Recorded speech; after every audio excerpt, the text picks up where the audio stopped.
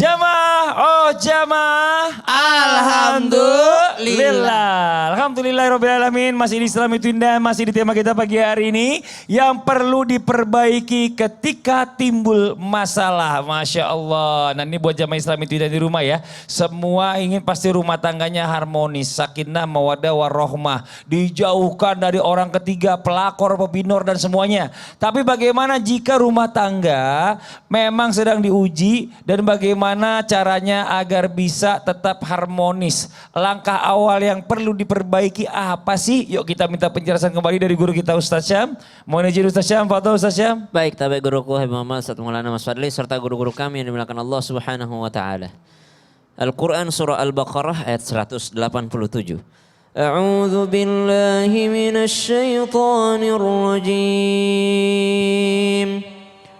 أحل لكم ليلة الصيام الرفث إلى نسائكم هن لباس لكم وأنتم لباس لهن علم الله أنكم كنتم تختانون أنفسكم فتاب عليكم وعفى عنكم فالآن باشروهن وابتغوا ما كتب الله لكم وكلوا واشربوا حتى يتبين لكم الخيط الأبيض من الخيط الأسود من الفجر ثم أتموا الصيام إلى الليل ولا تباشروهن وأنتم عاكفون في المساجد تلك حدود الله فلا تقربوها كذلك يبين الله آياته للناس لعلهم يتقون. Allahumma arhamna bil Quran. Ayat ini sebenarnya berbicara tentang puasa jua, akan tetapi di sini disebutkan juga hunna libasul lakum wa antum libasul lahunna. Ada berbicara tentang pasangan yang itu bahwasanya satu sama lainnya adalah saling melengkapi, saling menghiasi, saling menutupi aib sebagaimana disebutkan pasangan adalah pakaian di antara satu dengan yang lainnya.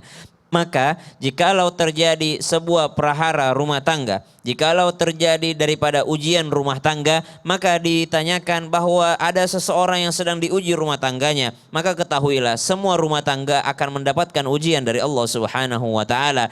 Namun perlu untuk kita tanamkan bahwa ujian tersebut untuk menguji dari mana, sebagaimana dan juga sejauh mana keimanan seseorang kepada Allah Subhanahu wa taala. Bagaimana dia menjalankan sunnah-sunnah Nabi dalam rumah tangganya, bagaimana dia menjalankan syariat-syariat Allah Subhanahu wa taala dalam rumah tangganya, tanpa bermaksud menggurui ataupun mengajari para jamaah yang mungkin jauh lebih berpengalaman dalam ujian rumah tangga. Maka dikatakan apa yang pertama kali diperbaiki ketika terjadi keluarga yang kurang harmonis, maka tidak lain dan tidak bukan adalah akhlak. Akhlak itulah yang menentukan daripada harmonisnya sebuah rumah tangga. Ada seorang istri dengan karakter berbeda, ada seorang suami dengan karakter berbeda. Dua manusia yang awalnya tidak saling kenal mengenal, bahkan bisa jadi dia beda suku, bisa jadi dia beda daripada negara, bisa jadi beda daripada apa yang mereka yakini selama ini, beda pengajaran, beda orang tua, beda adat istiadat, namun yang menyatukan itu semua adalah akhlak. Kenapa? Semua akhlak itu kembali kepada baginda Nabi SAW. Tiada satupun kebaikan yang bisa kita lakukan tanpa contoh daripada baginda Nabi besar Muhammad SAW. Maka yang diperbaiki adalah akhlak. Seorang suami ketika mendapatkan istri yang sedikit bawel misalnya, maka akhlak seorang suami mencontoh bagaimana Nabi SAW menghadapi Ibunda Aisyah, yang pada saat itu mungkin Ibunda Aisyah lebih banyak daripada bertanya, lebih banyak daripada sebagaimana wanita seperti biasanya. Akan tetapi Ibunda Aisyah dengan segala kemuliaannya adalah seorang ulama daripada sahabat Nabi SAW. Maka mencontoh akhlak Nabi SAW dalam segala keadaan. Bagaimana seorang istri mungkin diuji dengan suaminya yang kurang bagus akhlaknya, maka seorang istrilah yang memperbaiki akhlaknya. Bagaimana seorang baginda Nabi SAW mengajarkan untuk para laki-laki bagaimana menghargai seorang istri, bagaimana memuliakan seorang istri, bagaimana memuliakan seorang anak, bagaimana dia ngemong cucunya. Baginda Nabi manusia yang paling mulia, tapi pernah menjadi kuda-kudaan bagi cucunya yang mulia. Maka dari sini kita mengambil pelajaran, begitu banyak keluarga harmonis ternyata diawali dengan akhlak yang baik. Tidak akan pernah terjadi keharmonisan keluarga tanpa adanya akhlak yang baik, perangai yang baik, budi pekerti yang baik. Ada orang sibuk memperbaiki hubungannya dengan Allah Subhanahu wa taala. Dia ahli zikir tapi tidak ahli senyum. Dia ahli zikir tapi dia tidak ahli berbuat baik kepada keluarganya. Maka ini juga adalah sesuatu yang bisa menjadikan seseorang jauh dari kata harmonis dalam keluarga. Maka pentingnya kembali kepada akhlak baginda Nabi sallallahu alaihi wasallam. Akhlaknya baik, Iya. gak pelit sama istri. Masya Allah. Royal sama keluarga. Masya Banyak Allah. orang yang pelit sama keluarganya sama orang lain royal. Wah, salah itu. Siap. Makasih banyak Ustaz Sama-sama, Syah, Fadli. jazakallah khair ilmunya. Nah sekarang kita lanjut lagi buat jamaah Islam itu yang ada di rumah ya. Bagaimana kalau seandainya kita nih yang namanya hidup ini ketemu temen nih macem-macem. Ya namanya ketemu temen ini nggak selalu orang-orangnya yang enak dan baik gitu.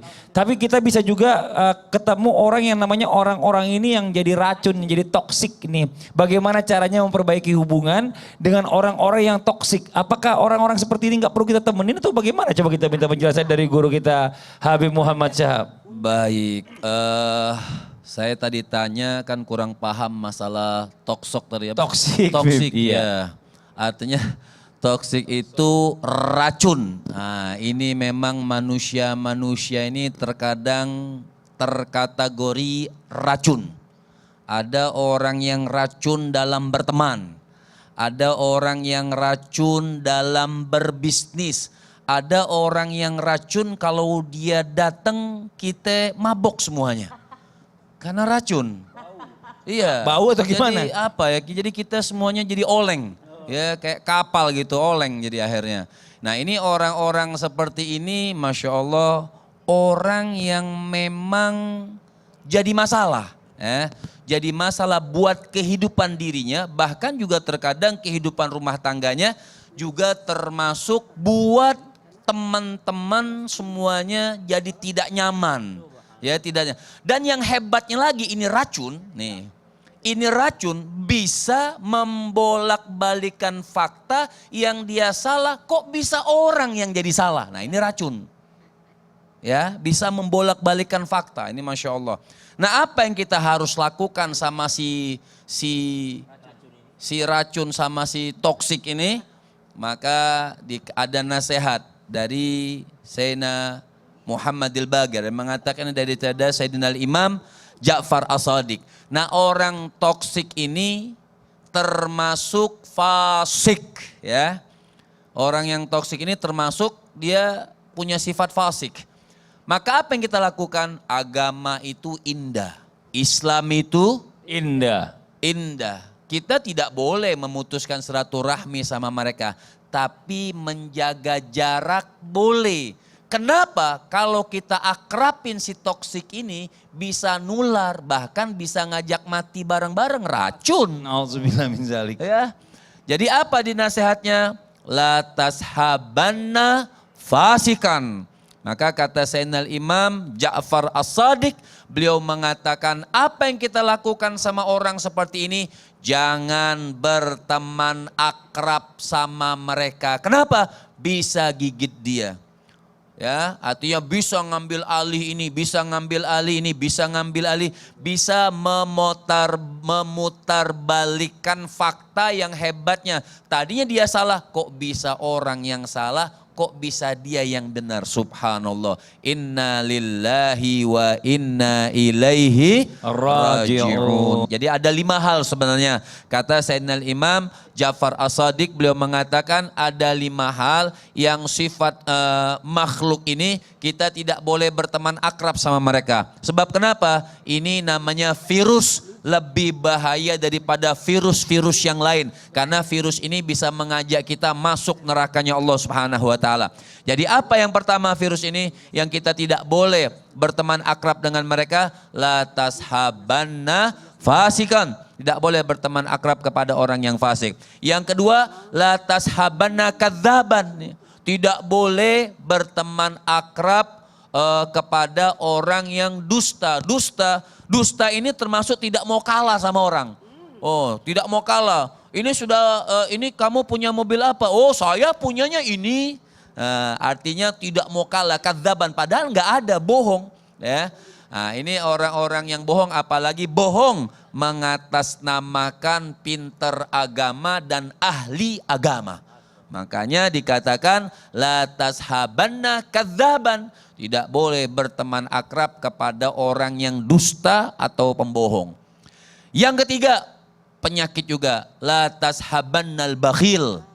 Ya, tidak boleh kita berteman akrab kepada orang yang punya sifat pelit, kikir, kikir, medit. Kikil itu apa? Kikil makanan ya. Makanan kulit, Bib. Kikir itu juga bukan yang buat bagusin besi itu. Bukan, iya, bener kikir juga bener itu Betul namanya, kan? iya. Ya, nggak salah berarti. Latas habannal bakhil, tidak boleh berteman akrab kepada orang pelit. Latas habannal ahmak nih, tidak boleh berteman akrab kepada orang yang dungu sok pinter. Nah, terus kalau pasangan yang kayak gitu gimana tuh? Ya. Kalau pasangan, Ya, pasangan pasangan nauzubillah min gimana? dzalik. Ya sudah nikmatin pasangan, masa mau kita cerai kan gak Iya. enak juga. Kalau kan Yang toksis itu terakhir racun. Ustaz, latas habanna qati'ar-rahmi, tapi tetap tidak boleh memutuskan Mas, silaturahmi. makasih banyak Habib. Kalau toksis kan racun. Gimana kalau kita jadi penangkalnya atau penawarnya? Boleh nasehatin, tapi bukan akrab. Nah, Sekedar duduk untuk menasehati. menasehati aja. Tapi orang yang Tidak toksis boleh mah memutuskan susah. silaturahmi, nggak boleh ngejauhi. Bener, makasih banyak ya Bib penjelasannya Bib. Iya. Nah, ini yang udah nyangkut di sini saya tahan di sini sekalian deh. Iya. Ustadz, saya mau nanya jujur Kan jawabnya. saya jujur banget. Enggak, saya Mau tanya. Saya mau nanya sama Ustadz. Apalagi? Jawabnya jujur. Ya. Ustadz suka ngerasa insecure gak sih? Insecure. Tahu gak sih artinya insecure? Tidak percaya diri. Oh iya benar, oke. Jago ya ternyata ya, udah belajar bahasa Inggris ya. Suka ngerasa insecure gak sih? Tidak percaya diri, iya. Kenapa begitu? Karena kurang tinggi. Kurang ganteng. Bisa aja. Kurang segala. Tapi kalau lihat saya, kalau nanti Ustadz kayak kepedean orangnya. Nah ini nih kita buat coba bahas Ustadz nih. Banyak ternyata orang yang di rumah yang lagi menonton ini juga suka merasa dirinya tuh gak percaya diri atau insecure ya. Nah kalau lagi ngerasa insecure sebenarnya apa yang perlu kita perbaiki supaya kita gak insecure di depan orang. Mau izin penjelasannya Pak Tol? Iya, izin Habib dong Sasam. Untuk memperbaiki yang namanya insecure. Insecure. Insecure atau kurang percaya diri yang dilakukan adalah ingat potensi diri. Potensi diri yang ditingkatkan. Pasti kita punya kelebihan. Mungkin kita tidak ahli dari sisi ini, tapi kita bisa jadi ahli di sisi ini. Yarfa'illahu allazina amanu minkum wallazina utul ilma darajat. Akan dinaikkan beberapa derajat bagi orang beriman dan berilmu dan beriman. Maka Allah tidak melihat rupa. Allah tidak melihat fisik. Tapi Allah melihat tingkat ketakwaan. Jadi yakinlah kalau engkau dikalah dari sisi dunia, maka kalahkan dari sisi akhirat. Dari sisi ibadah. Jangan, mohon maaf, merasa kurang, merasa ini. Jangan, tidak boleh. Kita punya Allah.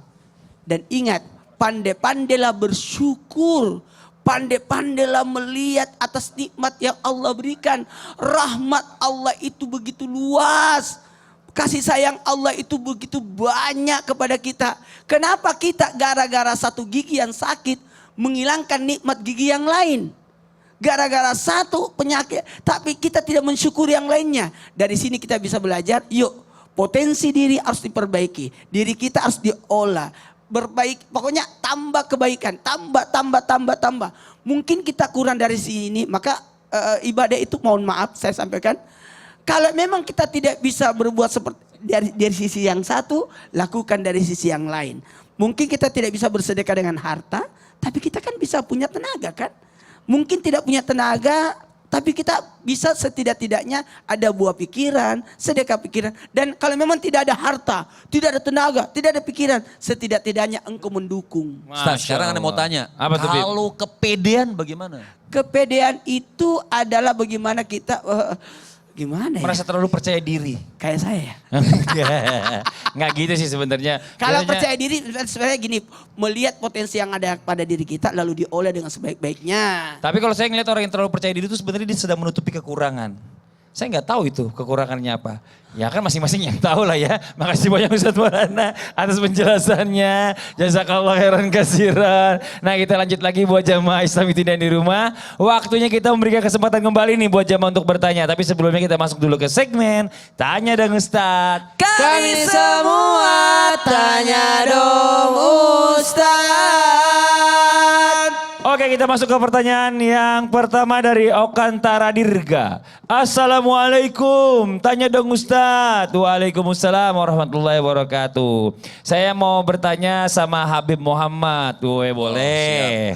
Habib, kenapa cari jodoh susah banget sih Bib ya? Aku udah cari jodoh kemana-mana tetap nggak ketemu. Habib nggak ada calon buat dijodohkan ke aku.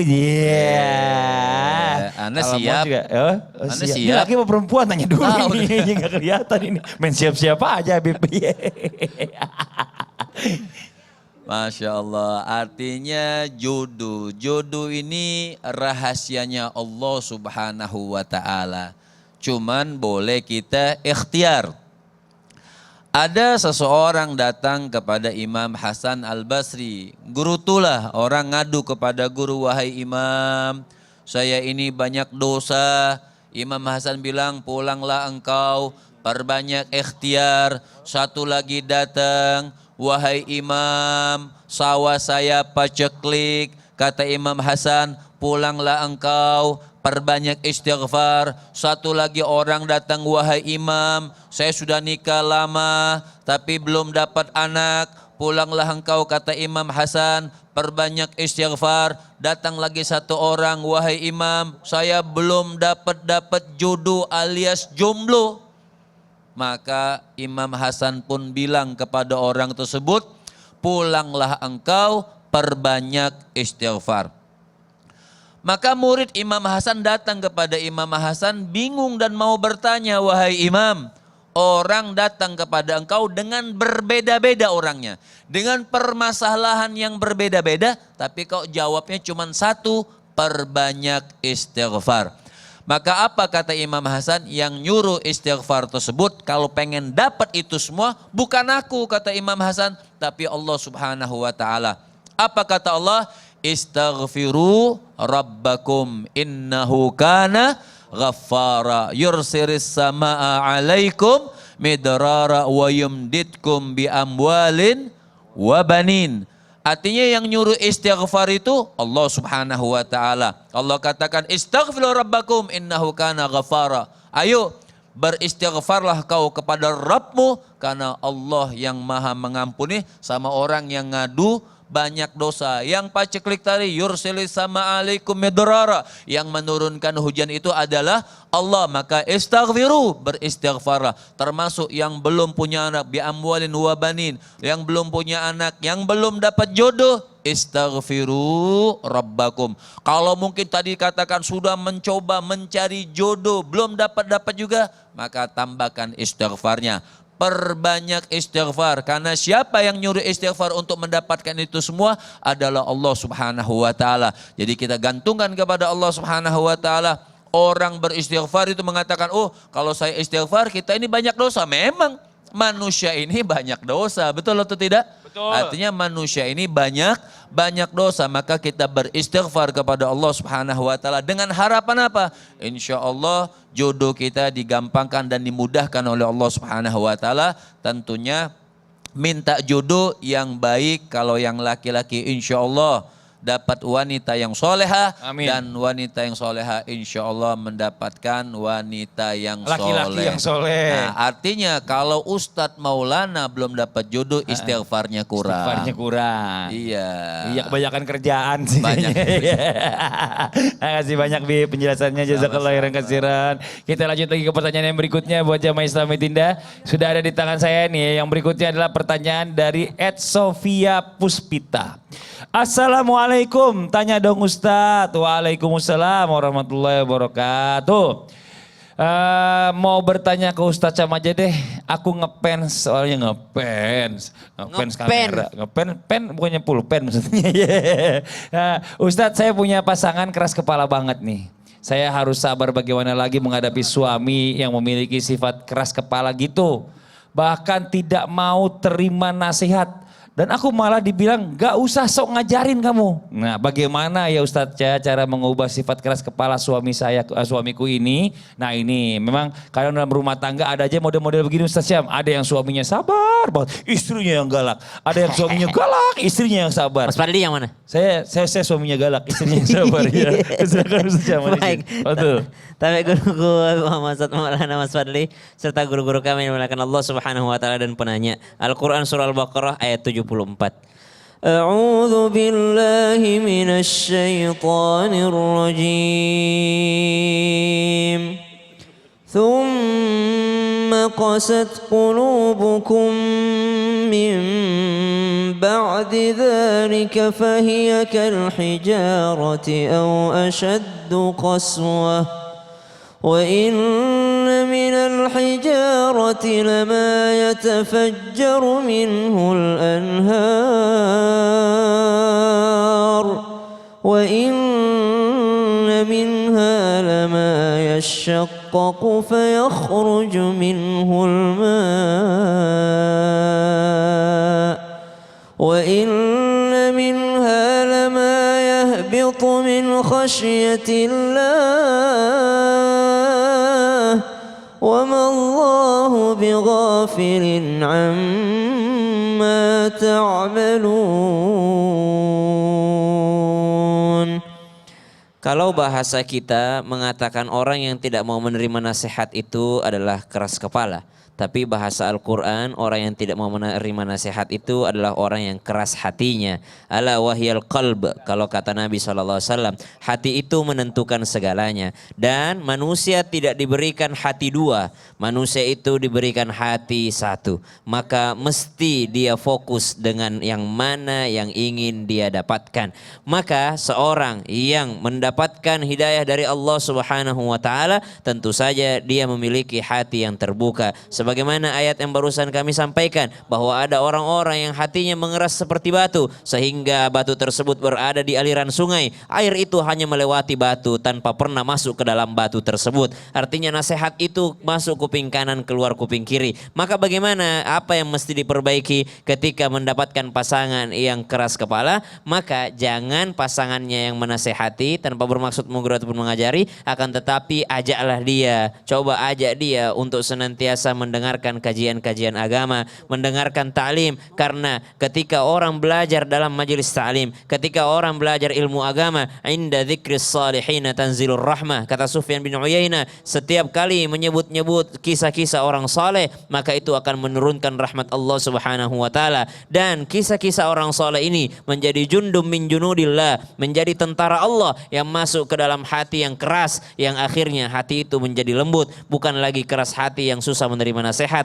akan tetapi dia bisa menjadi seorang yang hatinya terbuka. Doakan kepada Allah Subhanahu wa taala, apalagi ini adalah bukan orang lain tapi orang yang terdekat, yaitu pasangan sendiri. Seorang istri doakan suaminya, jangan hanya dengan mengatakan tiap malam aku doain kamu mas, tapi nggak berubah-berubah. Doakan dengan tulus, nggak usah sampein bahwa udah didoain. Doakan dengan diam-diam. Bukankah doa saudara kepada saudaranya secara diam-diam itu dikabulkan oleh Allah Subhanahu wa taala? Jangan hanya menghina dan juga menghujatnya, akan tetapi doakan di setiap malam-malam. Mudah-mudahan Allah membukakan pintu hatinya. Amin. Masya Allah, amin amin ya rabbal alamin. Terima kasih banyak Ustaz Syam. Sama-sama Mas Fadli. Masya Allah, jazakallah khairan katsiran ilmunya. Nah, buat jamaah Islam itu yang ada di rumah, jangan kemana-mana dulu ya. Setelah ini kita lanjut lagi. Kita akan kembali mendengarkan tausiah dari guru-guru kita. Jadi jangan pindah channel, tetap di Islam itu Indah. Jamaah, oh jamaah, alhamdulillah.